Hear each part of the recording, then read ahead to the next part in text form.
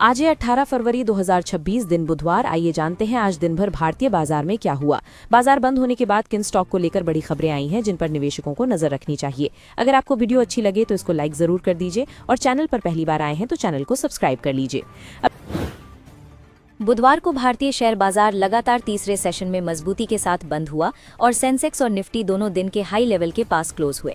Sensex करीब 283 अंक चढ़कर 83,734 पर बंद हुआ, जबकि निफ्टी 94 अंक की तेजी के साथ 25,819 पर बंद होकर 25,800 का अहम लेवल पार कर गया। आज बाजार की तेजी में कुछ बड़े हैवीवेट स्टॉक्स का बड़ा योगदान रहा, जिनमें Reliance industries, ITC, Tata steel, axis bank और लार्सन एंड टुब्रो जैसे बड़े नाम शामिल रहे। इन दिग्गज स्टॉक्स ने इंडेक्स को ऊपर ले जाने में सबसे बड़ी भूमिका निभाई। ब्रॉडर मार्केट ने आज बेंचमार्क इंडेक्स से बेहतर परफॉर्म किया।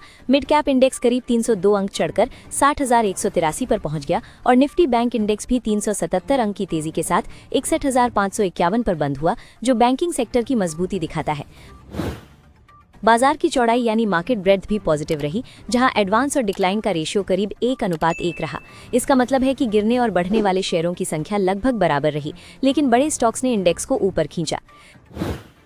सेंसेक्स के टॉप गेनर्स में Tata Steel, ITC, Tata Consumer Products, Bajaj Auto, SBI Life और ग्रासिम इंडस्ट्रीज शामिल रहे, जबकि Oil and Natural Gas Corporation, Wipro, Adani Enterprises, Infosys, Tech Mahindra और एचसीएल टेक्नोलॉजीज आज बाजार के टॉप लूजर्स रहे।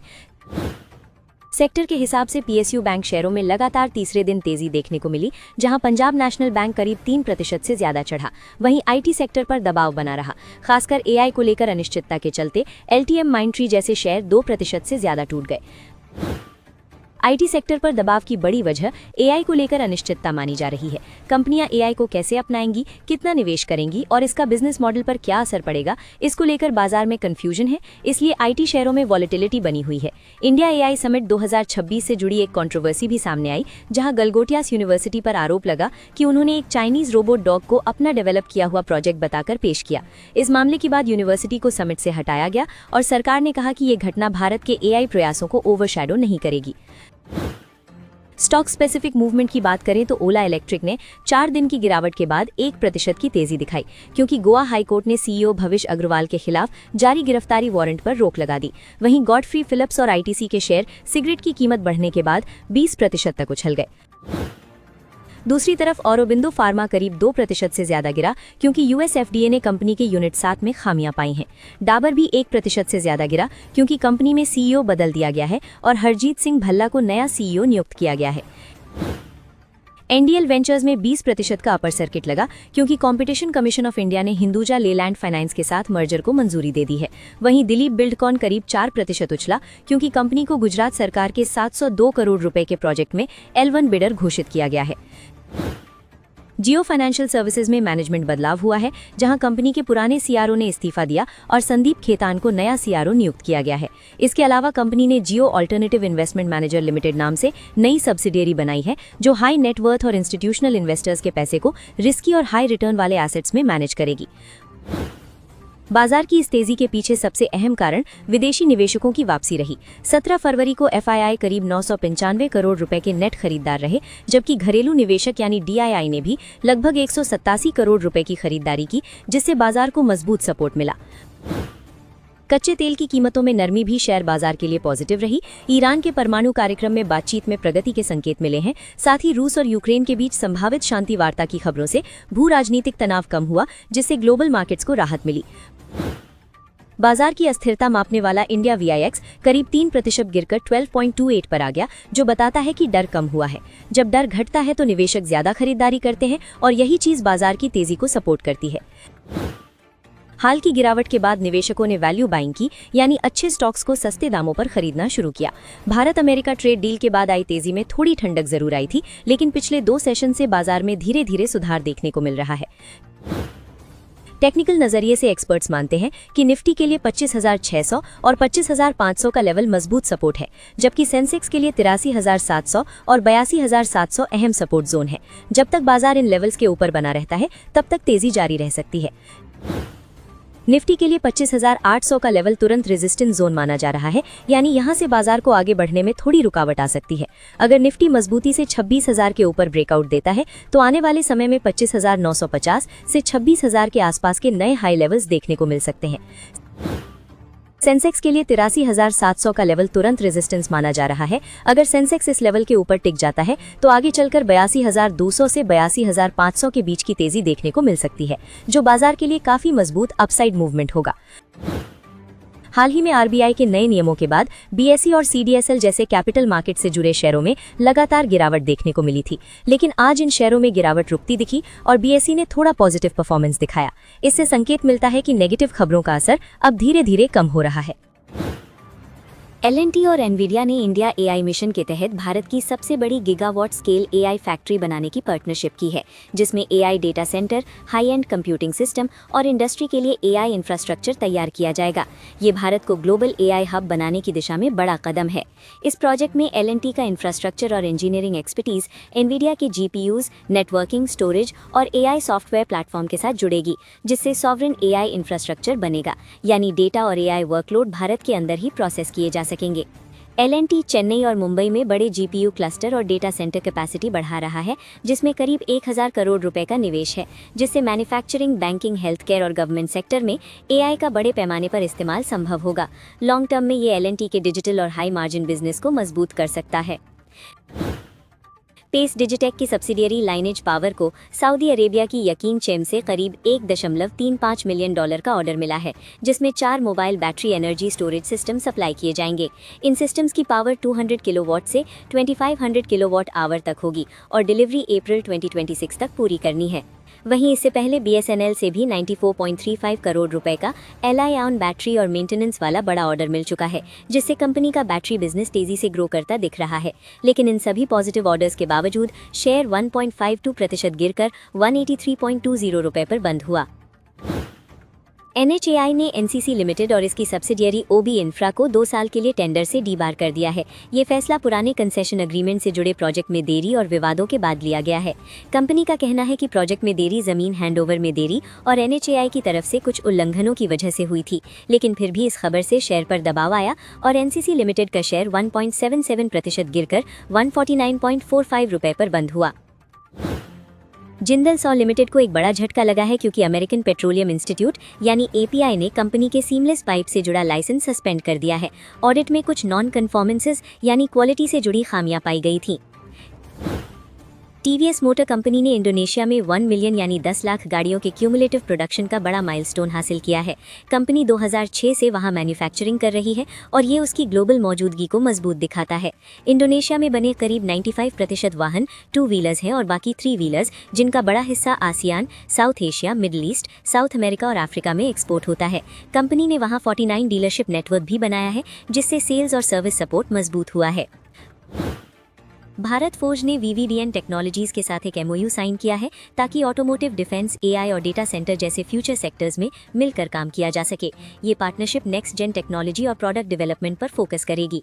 इस सहयोग का मकसद दोनों कंपनियों की इंजीनियरिंग और टेक्नोलॉजी स्ट्रेंथ को मिलाकर ग्लोबल AI और डिफेंस इकोसिस्टम में बड़ी भूमिका निभाना है। और इसी पॉजिटिव खबर के चलते भारत फोर्ज का शेयर 1.25% बढ़कर 1771 रुपए पर बंद हुआ। ओरियन प्रो सॉल्यूशंस लिमिटेड को एक बड़े ग्लोबल डेटा सेंटर डेवलपर से अहम ऑर्डर मिला है, जिसके बाद शेयर करीब 7 तक उछल गया। ये प्रोजेक्ट मुंबई में एक मौजूदा डेटा सेंटर फैसिलिटी के डिजाइन और एग्जीक्यूशन से जुड़ा है और अगले 3 क्वार्टर में पूरा किया जाएगा, जिसमें इंजीनियरिंग, कंस्ट्रक्शन, टेस्टिंग और कमिश्निंग सभी काम शामिल हैं। कंपनी का कहना है कि सरकार के डेटा सेंटर फ्रेमवर्क और बजट 2026 के बाद भारत को नियो क्लाउड हब बनाने की दिशा में बड़े मौके मिल रहे हैं, इसलिए ऐसे मिशन क्रिटिकल प्रोजेक्ट्स की डिमांड तेजी से बढ़ रही है। हालांकि शेयर पिछले 6 महीनों में करीब 29.3% गिर चुका है, यानी हालिया तेजी के बावजूद लॉन्ग टर्म पर स्टॉक में वॉलेटिलिटी बनी हुई है। BL कश्यप एंड सन्स को CRC ग्रीन से ग्रेटर नोएडा के एक हाउसिंग प्रोजेक्ट के लिए करीब 300 करोड़ रुपए का बड़ा ऑर्डर मिला है। इस पॉजिटिव खबर के बाद शेयर हल्की तेजी के साथ 50.08 रुपए पर बंद हुआ, जो दिखाता है कि रियल एस्टेट और कंस्ट्रक्शन ऑर्डर्स कंपनी के ऑर्डर बुक को मजबूत कर रहे हैं।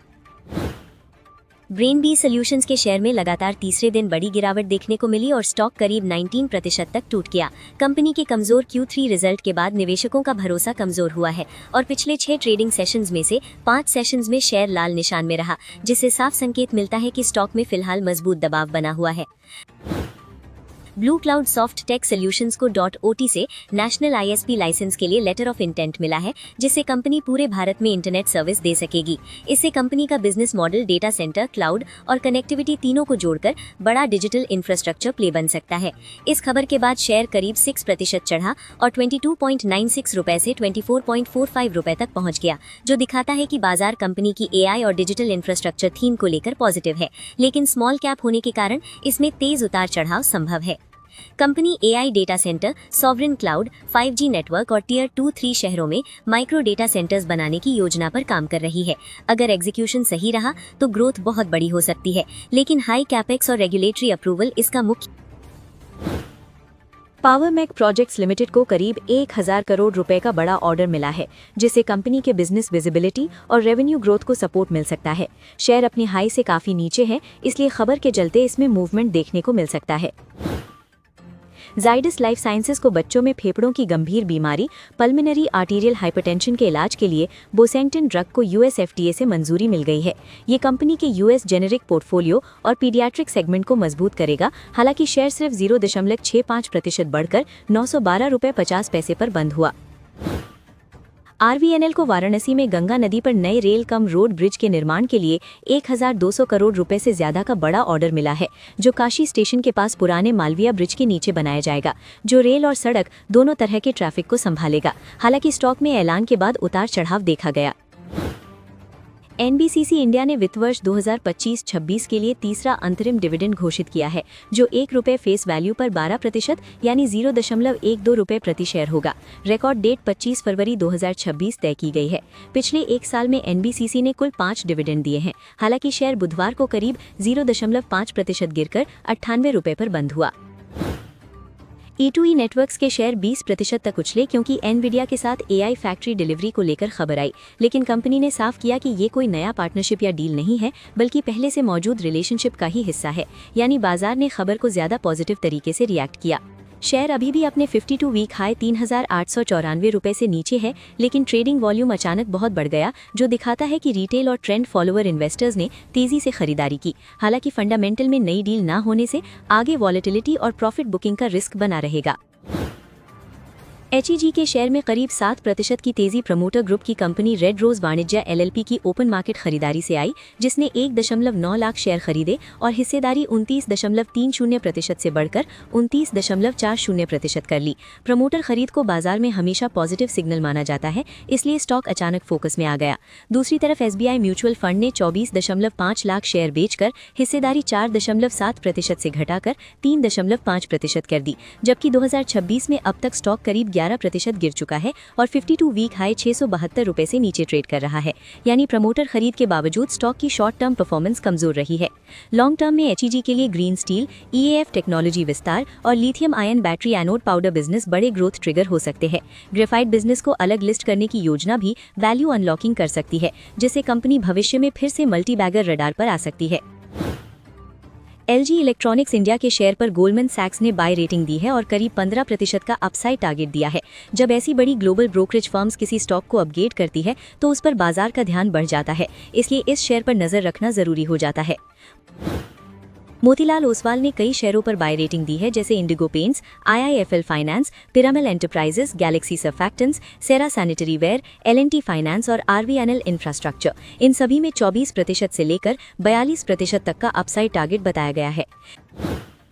जेफरीज ने गो डिजिट इंश्योरेंस, केफिन टेक्नोलॉजीज और इन्फोसिस जैसे शेयरों पर बाय रेटिंग दी है और 33% से लेकर 38% तक का अपसाइड बताया है।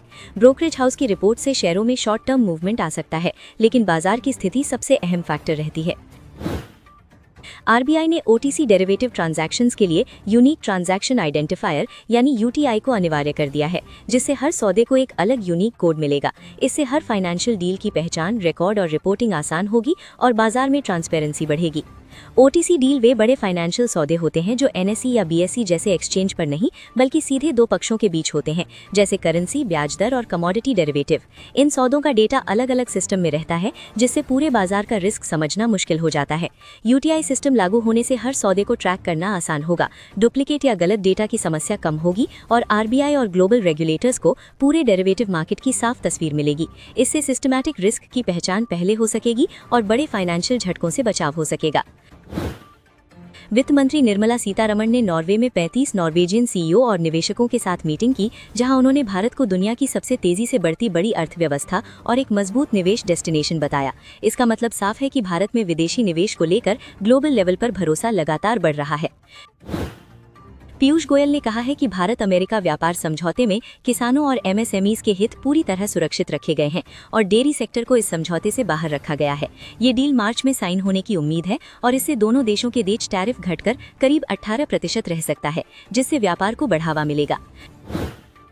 टाटा सन्स के चेयरमैन N चंद्रशेखरन ने AI को सभ्यता स्तर का बदलाव बताया है और कहा है कि जैसे जैसे कंपनियां AI को अपनाएंगी, भारत की IT कंपनियों के लिए बड़ी ग्रोथ और नए बिजनेस अवसर खुल सकते हैं। यानी आने वाले सालों में IT सेक्टर में बड़ा ट्रांसफॉर्मेशन देखने को मिल सकता है। डोनाल्ड ट्रंप ने US और जापान के बीच एक बड़े ट्रेड डील का लॉन्च का ऐलान किया है और इसे अमेरिकी इंडस्ट्रियल बेस को मजबूत करने और लाखों नौकरियां पैदा करने वाला ऐतिहासिक समझौता बताया है। ये डील ग्लोबल ट्रेड पॉलिटिक्स में बड़ा बदलाव ला सकती है। इस ट्रेड डील के तहत जापान अमेरिका में करीब $550 अरब निवेश करने जा रहा है, जिसमें से $36 अरब ऑयल, गैस और क्रिटिकल मिनरल्स प्रोजेक्ट्स में लगाए जाएंगे। इससे US की एनर्जी सिक्योरिटी और इंडस्ट्रियल ग्रोथ को बड़ा सपोर्ट मिल सकता है। US commerce secretary Howard Lutnick के मुताबिक सबसे बड़ा निवेश ओहायो में एक नेचुरल गैस फैसिलिटी में होगा, जो करीब 9.2 गीगावाट बिजली पैदा करेगी। ट्रंप ने इसे इतिहास का सबसे बड़ा प्रोजेक्ट बताया है, जिससे अमेरिका की एनर्जी और जॉब मार्केट पर बड़ा असर पड़ सकता है। अभी ग्लोबल लेवल पर पॉजिटिव सिग्नल मिल रहे हैं, जैसे इंडिया को लेकर विदेशी निवेशकों और ग्लोबल CEOs का भरोसा, US जापान ट्रेड डील और बड़े एनर्जी इन्वेस्टमेंट प्लान और AI को लेकर बड़ी कंपनियों की बड़ी उम्मीदें। ये सब मिलकर लॉन्ग टर्म में इक्विटी मार्केट के लिए स्ट्रॉन्ग पॉजिटिव बैकड्रॉप बना रहे हैं। कुल मिलाकर अभी बाजार की दिशा माइल्ड पॉजिटिव से स्ट्रॉन्ग लॉन्ग टर्म बुलिश जैसी दिख रही है, लेकिन शॉर्ट टर्म में global political news, trade deals और मैक्रो डेटा के हिसाब से वोलेटिलिटी रह सकती है। इसलिए ट्रेंड पॉजिटिव है पर उतार चढ़ाव के साथ। वीडियो देखने के लिए बहुत बहुत धन्यवाद। मिलते हैं अगली